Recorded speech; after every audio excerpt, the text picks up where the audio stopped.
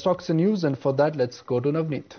Morning, Nikunj. Keep an eye on Ranbaxy, a counter which has fallen by about 15% in last 1 month. Well, the problems seem to continue for this pharma major. The drug regulator of India, DGCI, has ordered inspection for 2 of its manufacturing unit, one in Madhya Pradesh, that is Devas unit, and the other in Himachal Pradesh, that is in Paonta Sahib. Well, the inspection is scheduled to start today, and DGCI has also asked the company to explain the implications of violation it admitted to in US. Also remember, both these units where inspection will be taking place today were banned from exporting any kind of drug to US. So keep an eye on Ranbaxy.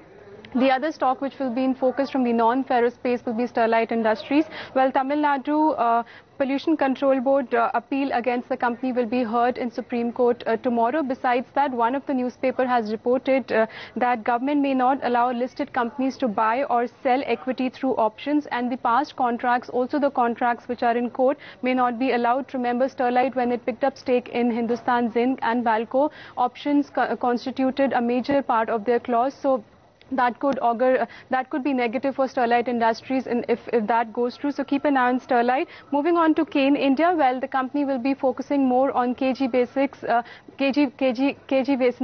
and well, the success in Barmer. After that, the company is betting on the oil and gas acreage at KG. It has lined up $45 million drilling program in order to evaluate the size and availability of the second discovery there. And according to the newspaper report, drilling is expected anytime this month. And lastly, do keep an eye on MCX and Financial Technologies, as the debt segment will be going live today for the exchange.